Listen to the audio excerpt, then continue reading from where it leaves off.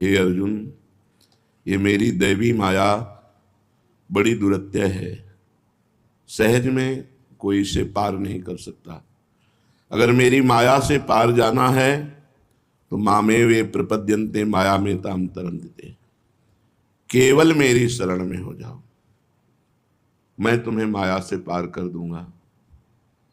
परंतु दुष्कृत, मूढ़ता, नराधमता ये हमें भगवान की शरण में नहीं होने देती। जो दुराचार आचरण है, जो मूढ़ता है, विवेकहीनता है, जो अधमता है, ये हमें भगवान की शरण में नहीं होने देती। उपासक को ये ध्यान रखना है कि उसके विनाश और पतन का कारण उसका विषय चिंतन है। बहुत पॉइंट की बात है। जो मन विषय चिंतन करता है वो बंधन युक्त है, दुर्गति का कारण है। जो मन भगवान का चिंतन करता है वो मुक्त हो जाता है और सद्गति का कारण है। तो तुम्हारे पतन और विनाश का हेतु तुम्हारे द्वारा किया गया विषय चिंतन है। जब तुम डट करके इस मन का विरोध करोगे, बार बार मन को हटाकर प्रभु में लगाओगे, तो ये भगवत चिंतन करने लगेगा। परम पद, अमर पद की प्राप्ति, महासुख की प्राप्ति का हेतु भगवत चिंतन है। हम भगवत चिंतन के लिए ही भगवान की शरण में आए हैं कि हमारा भगवत चिंतन बने। भगवत चिंतन ही मोक्ष है, भगवत चिंतन ही अमर पद है। हम भगवान की शरण में इसलिए हैं कि हमारा भगवत चिंतन बने। बोले भगवत चिंतन बने न बने, हम शरण में नहीं, हम शरण में इसलिए हैं कि हमारा भगवत चिंतन बने। जब तक मन केवल विषयों का ही स्मरण करता है तब तक पाप कर्म नहीं छूट सकते, क्योंकि विषयों का ध्यान विषयों की आसक्ति प्रकट करता है। विषयों की आसक्ति विषय क्रिया में उतारती है, क्रिया से संस्कार, संस्कार से क्रिया, वो यहीं फंसा रहता है। जैसे अनंत जन्मों से हम अभी तक फंसे रहे, अब हमें अवसर मिला है मुक्त होने का।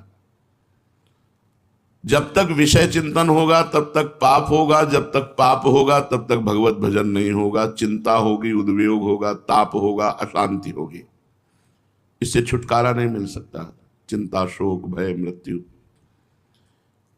यदि तुम असल में पाप ताप से छूटकर अपने जीवन को शांतिमय, आनंदमय, सुखमय, ऊंची स्थिति के भगवत भाव से युक्त बनाना चाहते हो तो भगवत स्मरण करो, भगवत नाम जप करो, चिंतन विषय का होने न पावे।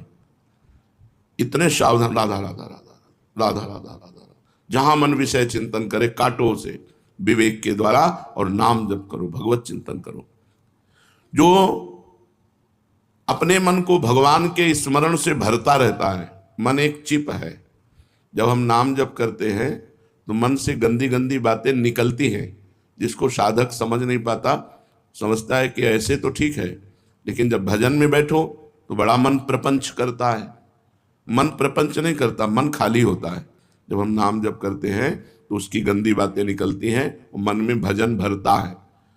तो जो मन भगवान के नाम जप से भरने लगता है, स्मरण से भरने लगता है, उसमें आनंद आता है, सुख मिलता है, शांति मिलती है। उस मन से किसी गंदे कर्म की प्रेरणा देना ही बंद हो जाती है। जिस मन में अधिक से अधिक नाम जप और भजन भर दिया जाता है तो उसकी पहचान उस मन से गंदे कर्म की प्रेरणा ही बंद हो जाती है। जो मन प्रेरित करता रहता है क्रियाओं के लिए, तो गंदी क्रियाओं की प्रेरणा ही बंद हो जाती है। हमें गंदे आचरणों से, गंदी क्रियाओं से यदि बचना है तो हमें भगवत चिंतन करना है, अपने मन में भगवान नाम भरना है, जिससे वो गंदी बातें निकल जाएंगी और गंदी प्रेरणा देना बंद कर देगा मन। चाहे देखने में बहुत ऊंचा कर्म हो, पर यदि भगवत चिंतन नहीं हो रहा तो मन में गंदगी भरी रहेगी। कर्म ऊंचा है देखने में, लेकिन उसके विचार बहुत नीच होंगे। कब तक? जब तक चिंतन नहीं होगा। कर्म से चिंतन नहीं बदला जा सकता, चिंतन को बदलना होगा आपके अंदर। जैसे आरती कर रहे हैं पर चिंतन विषय का हो रहा है, ठाकुर जी को भोग लगा रहे हैं पर चिंतन भोगों का हो रहा है, गंदी बातों को हो रहा है। बाहरी क्रिया बहुत ऊंची हो रही है, तभी तो कहा जाता है ये अच्छा ऐसा, ये तो बड़ा भगत बनता था। तो भगत तो बाहरी चेष्टाएं कर रहा था, वो चिंतन उसका ठीक नहीं था। बाहरी क्रिया, वो नाली साफ कर रहा है, वो झाड़ू लगा रहा है, वो किसानी कर रहा है, वो व्यापार कर रहा है, पर अंदर का चिंतन भागवती का है, वो बहुत अच्छा। बाहरी देखने में बहुत ऊंची क्रिया मालूम हो, लेकिन अंदर चिंतन उसका ठीक नहीं चल रहा है। प्रायः त्रुटि अंदर के चिंतन में होती है। बाहर तो बड़ी सौम्यता शांति दिखाई, अंदर हलचल मची। अंदर मन की चिप को खाली करो। कैसे खाली होगा? नाम जप से, और भरो उसमें भगवत चिंतन, भगवत लीला, भगवत कथा, भगवत सेवा, ये मन में भरो तो गंदगी खत्म हो जाएगी, प्रेरणा खत्म हो जाएगी गंदी बात की। यदि भगवान के स्मरण से तुम युक्त रहोगे तो तुम्हें फिर और कुछ करना नहीं है। हमारे जीवन का लक्ष्य, उद्देश्य केवल भगवत स्मरण, अंदर से भगवत स्मरण, बाहर से जो क्रियाएं हो उनको। प्रायः क्रिया करते समय स्मरण में विक्षेप पड़ता है। जैसे चलते समय बराबर भगवत नाम या मंत्र चलाना हो तो थोड़ा कठिन लगता है, लेकिन मौन होकर यदि चलना हो और कोई संग बातचीत ना हो तो आराम से चल जाएगा। अगर हम व्यापार करते हैं, क्रिया करते हैं, जब किसी भी क्रिया में लगते हैं तो हमारे भजन छूटता है, हमारा भजन चिंतन छूटता है। हमको उसी में अभ्यास करना है। क्रिया करते हुए मामनुस्मर युद्ध च, युद्ध रूपी क्रिया भी भगवान के स्मरण से संपन्न होनी चाहिए। अर्जुन जी को आदेश करते हैं सर्वदा सर्वकालेषु मामनुस्मर युद्ध च। तो हम रसोई बना रहे हैं, बातचीत ना करें, नाम जप। हम जो भी सेवा कर रहे हैं उसमें हम कोशिश करें। और जब हम क्रिया करते हैं तब मानसिक जप की तरफ नहीं ज़्यादा ध्यान देते, क्योंकि क्रिया में हमें मन लगाना पड़ेगा, तो हमें वाचिक पे आना चाहिए। जब हम क्रियाओं में हो तब वाचिक में। हमको भी ऐसा होता है, जब हम किसी, तो फिर उपांश में आ जाते हैं, बातचीत कर रहे हैं उपांश, जैसे एकांतिक कर रहे हैं, प्रश्न खत्म हुआ तुरंत उपांश में, 2 बार 4 बार नाम, फिर प्रश्न आया, फिर नाम, फिर नाम। उसको हम भागवतिक बनाने हैं। हम अपने समय को भागवतिक, मतलब हम 10 मिनट बोले और उसके पहले 5 बार मंत्र जप कर लिया और बाद में भी 5 बार जप कर लिया और 10 मिनट के समय को भी समर्पित कर दिया, ये सब भागवतिक हो गया। तो आपकी क्रिया भी भागवतिक होनी चाहिए। क्रिया भागवतिक कैसे होगी? मान लो आप भागवतिक क्रिया रसोई बना रहे हैं संतों के लिए, ये तो है ही, लेकिन अपने घर में बना रहे हैं तो ठाकुर जी के भोग के लिए बना रहे हैं। पति पुत्र परिवार आदि के रूप में भगवान ही भोगता है। आम वैश्वानरो भूत्वा प्राणी नाम देहमाश्रिता, उस रसोई को भगवान के लिए बनाओ, भगवान के घर में सोने लगाओ, भगवान के घर में पोछा लगाओ, भगवान के घर वालों की सेवा करो। नाथ सकल संपदा तुम्हारी, मैं सेवक समेत सुतनारी, भजन बन गया। भगवान का स्मरण होते होते जब भगवान में ऐसा आकर्षण हो जाए जैसे विषयी पुरुषों का विषय में और कामी पुरुषों का कामिनी में होता है, तब स्मरण अपने आप होता है। जैसे कामी पुरुष को स्त्री का स्मरण करना नहीं पड़ता, विषयी लंपट पुरुष को विषयों का चिंतन करना नहीं पड़ता, स्वाभाविक होता है। ऐसे ही भजन करते करते भगवान में आसक्ति हो जाती है और भजन श्रोता होने लगता है। उस स्मरण में भगवदानंद का अनुभव होता है। जब श्रोता होने लगता है तो भगवदानंद का अनुभव होता है। जब तक वैसा भजन ना हो तब तक खूब भगवान के गुण सुनो कानों से, भक्तों के चरित्र सुनो, प्रभाव सुनो, लीला सुनो और भगवान का नाम बार बार जप करो। अपने मन को भागवतिक बना लो। अभी अपने लोगों की चित्त वृत्तियां व्यभिचारिणी हैं। व्यभिचारिणी पति हैं भगवान, ना उनके रूप का चिंतन, ना उनके गुण का चिंतन, ना उनकी लीला का चिंतन, चिंतन विषयों का, पर पुरुष का, भोगों का, तो ये व्यभिचारिणी वृत्ति मानी जाती है।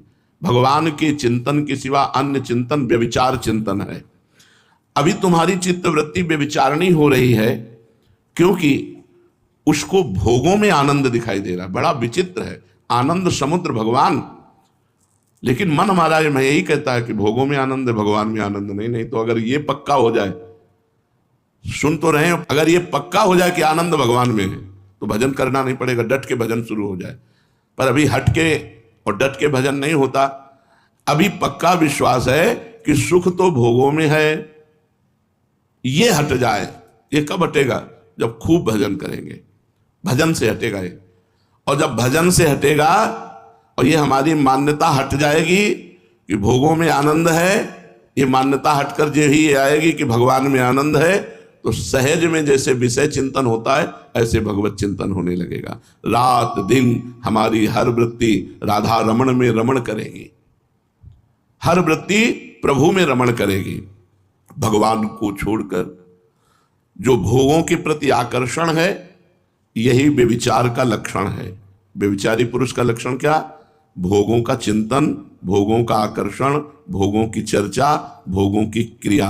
तो अभी हमारी भक्ति व्यभिचारिणी है, अव्यभिचारिणी नहीं है। अव्यभिचारिणी भक्ति, अविरल भक्ति, अखंड भक्ति, अनपायनी भक्ति, निर्भरा भक्ति उसे ही कहते हैं जिसमें भगवान का अनन्य चिंतन चले, अन्य चिंतन ना हो।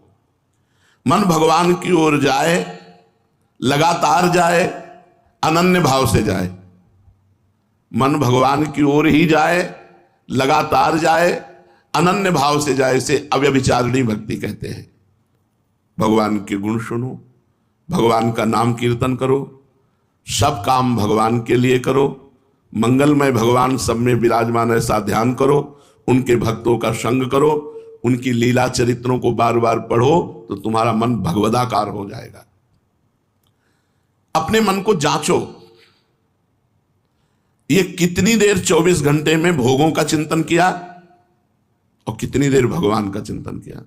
ये साधक को अपने मन में देखना चाहिए कि मन की दो वृत्तियां हैं, एक भोगों की तरफ, एक भगवान की तरफ। क्योंकि हम भगवान के भक्त हैं, भगवान की शरण में साधक है। कितनी देर संसार का चिंतन हुआ और कितनी देर भगवान का चिंतन हुआ। रिश्ते, नाते, घर, मकान, दुकान, खान पान, बैंक बैलेंस, ये सब संसार का चिंतन। कितना संसार का चिंतन हुआ और कितना भगवान का चिंतन हुआ।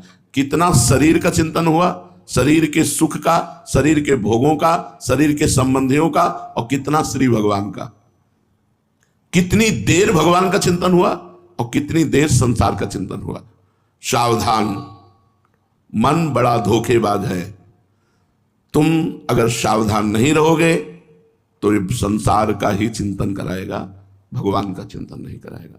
सावधान रहोगे तो बार बार हटाकर, डांट करके भगवान का चिंतन कराओगे। हमने मार्ग चुना है भगवान के चिंतन का। साधना का मतलब क्या है? संत का मतलब क्या है? भक्त का मतलब क्या है? साधक का मतलब क्या है? हमने चुना है मार्ग। जबरदस्ती कोई बाबा जी थोड़ी बन जाता है, जबरदस्ती कोई भजन थोड़ी करता है। चुना है तुमने कि ये सत्य मार्ग है, ये आनंद का मार्ग है, फिर तुम चिंतन क्यों नहीं करते? देखो, सब कुछ एक तरफ, खास बात चिंतन है। आप वृंदावन की परिक्रमा लगा रहे हो, खास बात नहीं है। आपका चिंतन क्या चल रहा है? ये तो बाहरी शरीर की दौड़ हुई, शरीर बहुत चले सो वीर न होई, बहुत दौड़ लगा रहे हो, लेकिन चिंतन क्या चल रहा है? अगर ये भी चिंतन चल रहा है कि मैं बहुत परिक्रमा लगाने वाला हूं, मैं बहुत, वो भगवान को प्रिय नहीं होगा। चिंतन क्या चल रहा है आपका? एक एक कदम नाम जप करते भगवान के चिंतन में धैर्य पूर्वक, भले वो 1.5 घंटा 2.25 घंटा लगे, कोई बात नहीं, हो गई परिक्रमा। अगर बैठे बैठे चिंतन चल रहा है तो करोड़ों तीर्थों की परिक्रमा हो गई। और अगर आप परिक्रमा कर रहे हो, भगवत चिंतन नहीं चल रहा, तो कोई खास बात नहीं हो रही।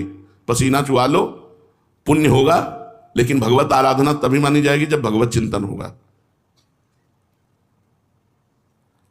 जब हमने चयन किया है भगवत मार्ग, तो फिर विरुद्ध चिंतन क्यों करते हो? छुप छुप करके भोगों के आकर्षण को क्यों स्वीकार करते हो? छुप करके भोगों के गंदी बात को क्यों स्वीकार करते हो? तुमने तो स्वीकार किया है सच्चिदानंद घन परमात्मा के मार्ग को। जहां ये बाधा है तो जानबूझ करके बाधा क्यों आप चिंतन कर रहे हो?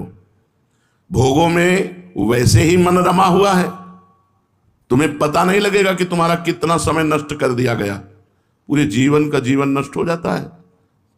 रोज समय कट रहा है, कल भी गया, आज आया, अब कल पता नहीं कैसा मंगलमय हो, कौन सा रोग निकल आवे, कौन सी क्रिया हो जाए। एक्सीडेंट हो जाए, क्या हो जाए, क्या कुछ पता नहीं है, कल जीऊं कि ना जीऊं, और आज चिंतन हमारा संभला नहीं, बहुत भयावह है। तुम जितना अधिक मन की ओर देखोगे उतनी जल्दी ही मन तुम्हारे वश में हो जाएगा। इस पर नजर रखो मन पे। साधक हो इसलिए, संसारी पुरुष तो नजर ही नहीं रख पाएगा, वो अंतर्मुखता होना ही नहीं जानता। साधक क्या चल रहा है चिंतन में, संत जन ये नहीं पूछते तुम्हारा कुशल मंगल क्या, तुम्हारा चित्त प्रसन्न है, क्योंकि चित्त तभी प्रसन्न होगा जब भगवत आनंद में डूबेगा। तुम्हारा चिंतन ठीक चल रहा है। दो बातें हमसे बड़े बड़े संतों ने जब मिले तो ये, तुम्हारा चिंतन ठीक है, तुम्हारा चित्त प्रसन्न है, दो ही बातें पूछी गंगा किनारे जैसे, और भाई तुम्हारा चिंतन ठीक चल रहा है, तुम्हारा चित्त प्रसन्न है, ये खास बात है। ज्यों ज्यों मन भागे त्यों त्यों उसे खींच खींच कर भगवान में लगाओ, उसके सामने भगवान का सौंदर्य दिखाओ, भगवान की कृपा दिखाओ। भगवान आनंदमय है ऐसा, भगवान परम शांतिमय है, भगवान कल्याणमय है, भगवान मंगल स्वरूप है, इसलिए बार बार मंगल स्वरूप भगवान का चिंतन कराओ। उसे लुभाने की चेष्टा करो भगवान की तरफ। हम चेष्टा उसे संसार के लुभाने की करते हैं। अपने मन को लुभायमान करना है प्रभु की तरफ। तो भोगों की तरफ अगर नेत्रेंद्रियों से, श्रवणेंद्रिय, अनिंद्रियों से तो आप अपने पैर में कुल्हाड़ी मार रहे हैं। आपको लुभायमान करना है प्रिया प्रीतम की तरफ मन को, और आप उसका सहयोग देकर लुभायमान कर रहे हैं संसार की तरफ। तुम मन को बार बार प्रभु की तरफ लुभाने की चेष्टा करो। सचमुच विषय भयंकर विषय है, सचमुच विषय भयंकर विषय है। एक 12 वर्ष का आज बच्चा प्रश्न कर रहा था कि मैं हस्त मैथुन का शिकार हो गया हूं, मैं बहुत परेशान हूं। हमारे होश उड़ गए। 12 वर्ष का बच्चा, बोले गर्लफ्रेंड भी है। हम कहा तो धन्य है, कलयुग की जय हो। 12 वर्ष का बच्चा और गर्लफ्रेंड, और मतलब हस्त मैथुन। ये क्या भारत के भाग्य विधाता बनेंगे? नई पीढ़ी भारत की भाग्य विधाता ही तो है। क्या बनेंगे? ना अध्यात्म में कुछ कर पाएंगे और ना ये संसार में कुछ कर पाएंगे। जैसे 10-12 वर्ष के बच्चे गलत आदत में पड़ गए तो अब इनका जीवन बर्बाद होता चला जाएगा। जिन बच्चों को ये गंदी बात आ गई हो करने में, इससे तुम पक्का समझ लो ना परमार्थ में चल पाओगे और ना स्वार्थ लायक रहोगे। प्लीज हस्त मैथुन त्याग दीजिए कृपा करके, बहुत हानिकारक है। नियम ले लो, अपने ब्रह्मचर्य की रक्षा करो। कोई ऐसा काम मत करो जो मन तुम्हें संसार की तरफ ले जाए, मन भगवान की तरफ ले जाए। हमको क्या करना है? मन में भगवान भरने हैं, मन को भगवान की तरफ लुभायमान करना है। उनके पद गा के, उनके चरित्र सुनकर, भक्तों के चरित्र सुनकर, उनकी रूप माधुरी, लीला माधुरी, गुण माधुरी, यही तो हम प्राप्त करने निकले। इन संसार की रूप माधुरी, गुण माधुरी थोड़ी, भगवान की। ये संसार ऊपर से सुंदर लगता है, सुनने में सुंदर लगता है और चिंतन में सुंदर लगता है, लेकिन परिणाम में भयंकर होता है, भयंकर विष की तरह है। अज्ञान रूपी शत्रु ने हमको इस विष में फंसाने की ठान ली है, भोगों के विष में फंसाने की ठान ली है। देखो सुन रहे हो, पर अंदर जैसे ऊपर लाठी मारो बिल में और अंदर सांप में कोई फर्क ना पड़े, ऐसे मन में कोई फर्क नहीं पड़ रहा। वो कह रहा तुम कर लो प्रवचन, लुभाएंगे तो संसार की तरफ ही हम, और नहीं भगवान की तरफ लुभायमान हो जाए ना तो कुछ अच्छा नहीं लगता। मन बार बार नाम मंत्र में जपता बत्रा हिमाम, पूरा जिंदगी हो गई। वो अब भी सुबह से 50 बार कह चुके होंगे, हे प्रिया प्रीतम हम आपकी शरण में देखे रहे, हे प्रिया प्रीतम आपकी प्रभु कोई साधन तो है नहीं, बस आप ही हमारे सब कुछ हो, प्रभु आप देखते रहना। जैसे शरणागति नहीं हुई हो और फिर पुकारा जाए, ऐसे रोज पुकारते। सुबह से 25 बार एकांत में कह चुके, हे प्रभु मैं आपकी शरण में हूँ, हे प्रिया प्रीतम आपकी शरण में हूँ, हमारे पास कोई साधन नहीं है, नाथ आप छोड़ना मत, आप पकड़े रहो, आपके ही बल से है। मन को बार बार प्रभु की शरण में करना है, मन को बार बार प्रभु की तरफ लुभायमान करना है, प्रभु के नाम रूप लीला गुण की तरफ। ये ऐसे लड्डू हैं कि खाए तो मरे और ना खाए तो मरे, ना खाए तो मरे और खाए तो मरे। ना खाए तो ऐसे मरे जल जल करके चिंतन करके कि भाई बहुत सौभाग्य इनका, और जो खा रहे हैं वो जान रहे हैं कि क्या है, अब डर लग रहा है सब, ये भयंकर विष है। ऊपर से ही सुंदर लगते हैं, अज्ञान रूपी शत्रु ने ठान लिया है कि तुम्हारा नाश कर देंगे। ये स्वादिष्ट दिखाई देता है, होता नहीं। विषय भोग स्वादिष्ट दिखाई देता, सब फंसे, होता नहीं। जो हम अंदर सोचते हैं वो हमें मिलता नहीं, बाद में क्लेश और अशांति मिलती है। परंतु भगवान सुंदर है, स्वादिष्ट है, आनंदमय है। भोग है नहीं, दिखाई देते हैं। स्वादिष्ट है नहीं, चिंतन में आते हैं, क्रिया में नहीं।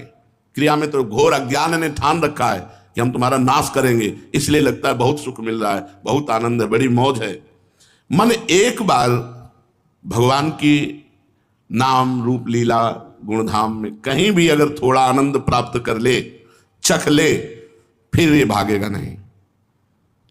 तो कभी कभी प्रभु से भी कहा जाए, प्रार्थना की जाए, रोया जाए कि तुम्हारे रूप में घटेगा नहीं कुछ महाराज, हम छुएंगे नहीं, दूर से बस ऐसा रूप दिखा दो कि हमारा मन जो है तुम्हारा गुलाम बन जाए, कुछ घटेगा नहीं। और आप नहीं दिखाओगे तो माया दिखा देगी, और माया रूप दिखाई देगी तो हम पहले से गिरे हुए, फिर कहोगे हमारा भगत कहला करके माया के दरवाजे में खड़ा है। कभी कभी प्रभु से एकांत में अपनी दीन बातें करनी चाहिए, हम तो करते हैं, उसी से जीवित हैं, उन्हीं से बात करके जीवित हैं। सच्ची बात मानो, उन्हीं से बात करते। ये रस ऐसा है कि इसमें कभी ये नहीं आ सकता कि हमारे में 100 ग्राम ज्यादा आ गया, ऐसा नहीं। जितना आता है उतना ही घाटा नजर आता है। इस रस में जितना बढ़ोतरी होती है उतना ही कमी नजर आती है, और जो पूर्णता में पहुंचता है वो पूर्ण दैन्य होता है। वो पूर्ण को, उसको पूर्णता में भी एक लगता है मुझ जैसे अधम को भगवान ने केवल स्वीकार किया है। खास बात यह है, नहीं तो मैं बहुत नीच हूं, ऐसा बिल्कुल हृदय में आता है, बिल्कुल हृदय में आता है। जिस दिन तुम हरि के आशिक बन गए, धन्य हो गया, जीवन धन्य हो गया।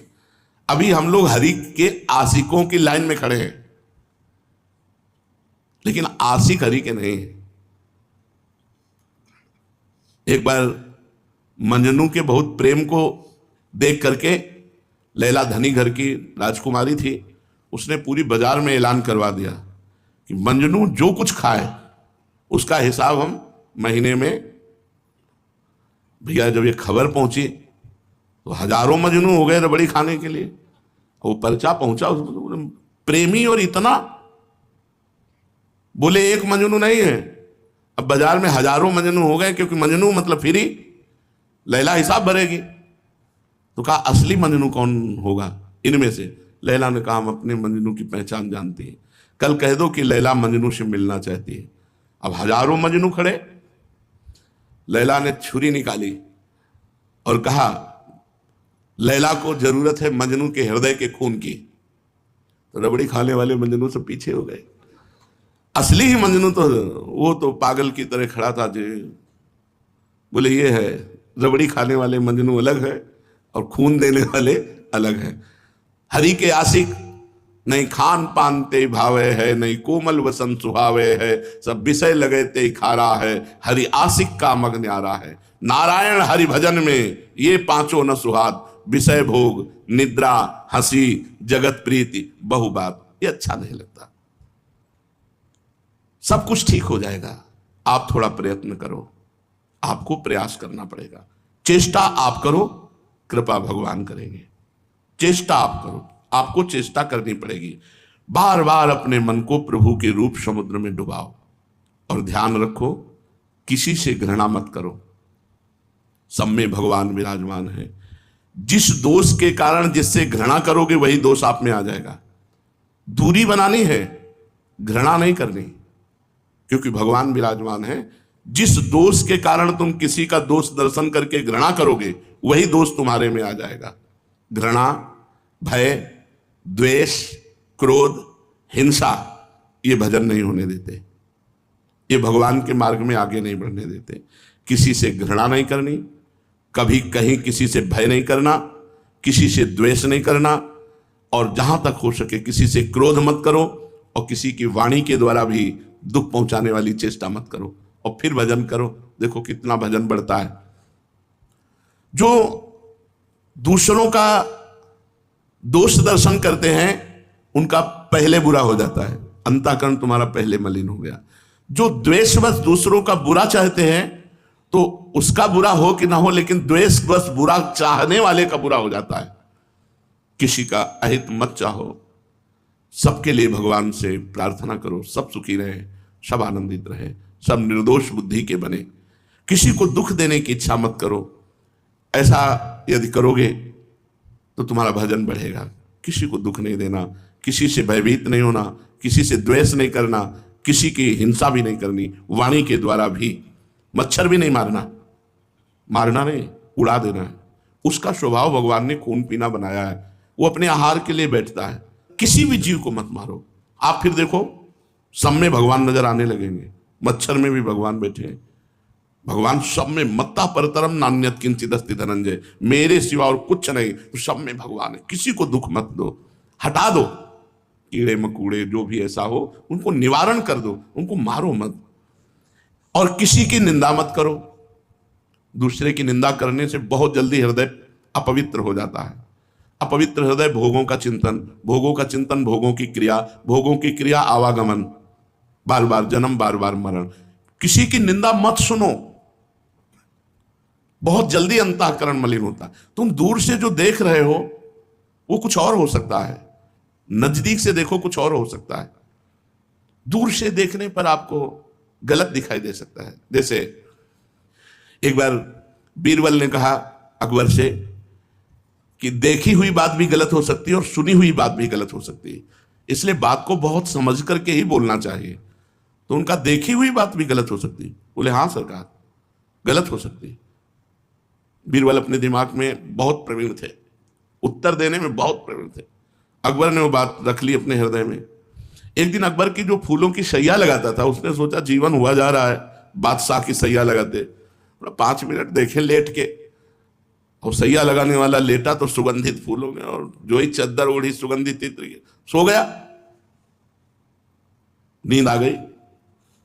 थोड़ी देर बाद बादशाह की पत्नी आई, उनका सरकार आज तो बिना भोजन पाए ही सो गए। जब उन्होंने भोजन नहीं पाया तो हम क्यों भोजन पाए? वो भी साथ लेट गए चद्दर ओढ़ के। अब थोड़ी देर बाद बादशाह आए, उन्होंने कहा मेरी सैया में मेरी पत्नी और कोई पुरुष, तलवार निकाली। फिर बीरबल की बात याद आ गई, बुलाया और कहा कहते थे देखी हुई बात भी गलत होती, मैं देख रहा हूं मेरी पत्नी गलत है, किसी पर पुरुष के साथ सो रही। उनका इसमें भी गलत हो सकता है।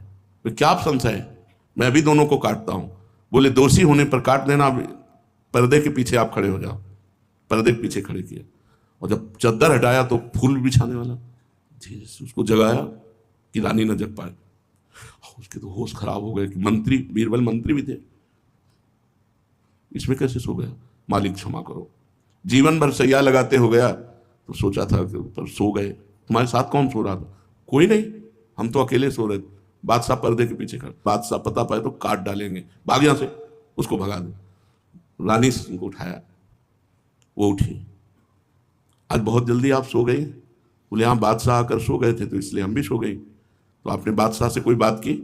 नहीं, वो सो रहे थे इसलिए हम भी सो रही थी।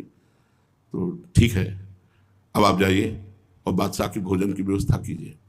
उठ के चले, बुलाया अकबर को। बोले इन दोनों में आप दोनों का वध करने के लिए तैयार थे, ये दोनों निर्दोष थे। देखी हुई बात भी झूठी है, दिखाई दे रहा है लेकिन झूठी है। ऐसे ही हम किसी के विषय की निंदा,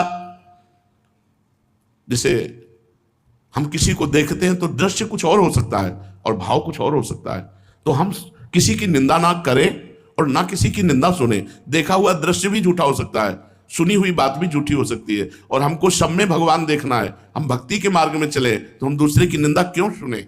दूसरे की निंदा सुनना, दूसरे की निंदा करना, ये हमारे लिए बहुत बड़ा घातक होगा परमार्थ में। और लोग बड़े मनोरंजन से सुनते हैं, अच्छा ऐसा हो, तुरंत रोक देना चाहिए। हमसे ये बातें मत करो, यदि प्रभु की चर्चा करनी तो करो, नहीं जो जैसा कर रहा है तेरे भावे जो करे, भलो बुरो संसार, नारायण तू बैठ के अपनो भवन बुहार। कोई तुम्हें चिढ़ाए, चिढ़ो मत। कोई तुम्हें झुंझलाए, झुंझलाओ मत, खींचो मत। मन में क्रोध मत आने दो। न जबान बिगड़ने पावे न मन बिगड़ने पावे। जब जबान में क्रोध आ जाएगा तो गंदी बातें निकलने लगेगी, गाली निकलेगी, कटु वचन निकलेंगे जो उसके हृदय में जाकर चुभेंगे। ना दिमाग खराब होने पावे ना जबान खराब होने पावे। क्रोध आए, शांत, राधा राधा राधा। यदि ऐसा कर सकोगे तो दुख और संकट कभी तुम्हें परास्त नहीं कर पाएंगे यदि तुम किसी की निंदा नहीं करोगे, किसी को दुख नहीं दोगे, कभी क्रोध नहीं करोगे, तो संकट, विपत्ति, दुख ये अपने आप नष्ट हो जाएंगे। आपको बहुत सामर्थ्य प्राप्त होगी। ये आशा करो, इतना मेरे से भजन बने, इतना भजन हर समय बने कि हमें किसी से बात करने की फुर्सत न मिले। हे भगवान, हमको ऐसा भजन दे दो कि मैं किसी से बात करना अच्छा ना लगे, हर समय आपके भजन में डूबी रहे। और ये आशा मत करो कि तुम्हारी कोई बात माने। प्राय अपने लोग अपने को बहुत अच्छा साधक समझते हैं, दूसरे को समझाना चाहते हैं। प्राय हम देखा है, ये मन में गुदगुदी रहती है समझाने की, प्रवीणता की। उसे जब तक भगवत साक्षात्कार ना हो तब तक ये आदत ना आने पावे तो बहुत अच्छा है। भगवत चर्चा करो, अपने में प्रवीणता मान करके, आरोपित करके दूसरे को समझाने से अपना पतन हो जाता है। तुम्हारी बात माने, तुम्हारी बात का समर्थन करें, तुम्हारे आज्ञाकारी बने, ये सब बातें हटा दो, ये सब बातें हटा दो। यदि शुद्ध साधना करना चाहते हो, तुम दूसरों की बात मानो, तुम दूसरों की आज्ञा पे चलने की सोचो, तुम दूसरों के अनुकूल बनने की सोचो, दूसरों को अपने अनुकूल बनाने की चेष्टा मत करो। अगर ऐसा तुम करोगे, दूसरों को उपदेश देना, उनको अनुकूल बनाना, उनको अपनी आज्ञा पे चलाना, तो याद कर लो तुम्हारा भजन छूट जाएगा। निराशा, दुख, अपमान का बोध और विषाद, ये चार बातें तुम्हारे हृदय में आ जाएंगी। भजन छूट जाएगा, निराशा आ जाएगी, दुख होगा, अपमान का बोध होगा और विषाद के वशीभूत हो जाओगे। हमने ऐसा कहा, इसने मेरी बात नहीं मानी, हमने इतनी बढ़िया बात बताई हो, देखो ऐसे चल रहा है। नहीं, धैर्यवान बनो, जनेंद्रिय और रसेंद्रिय को काबू में रखो, शांत रहो, सहनशील बनो। जगत भगवान का विचित्र माया कार्य है, तुम्हारे द्वारा सुधरेगा नहीं है, तुम्हारे द्वारा नहीं सुधरेगा। इसमें क्या हो रहा है, क्या करना है, क्या नहीं करना है, ये ईश्वर जाने। तुम अपना सुधार कर लो, तुम अपनी छोटी से छोटी गलती को भी क्षमा मत करो, तुम उसी विचार में रहो, तुम्हारे अंदर कोई गलती घर न कर पावे। दुनिया भर की गलती सुधारने का तुमने ठेका नहीं लिया, या तुम्हें अधिकार भी नहीं दिया भगवान ने कि तुम किसी को गलत साबित करके उसको, तुम अपनी गलती देखो, अपनी गलती दूर करने के विषय में रहो। अनोखी दिव्यता तुम में आ जाएगी। एकमात्र भगवान सब कुछ है, यही अनुभव होना दिव्यता है। भगवान के अतिरिक्त बाहर और भीतर कुछ नहीं, ये सब पंचभूतों के रूप में भी भगवान है। मन में दोषों को, व्यर्थ विचारों को, दूसरे की बातों को निकाल कर फेंक दो और भगवान का नाम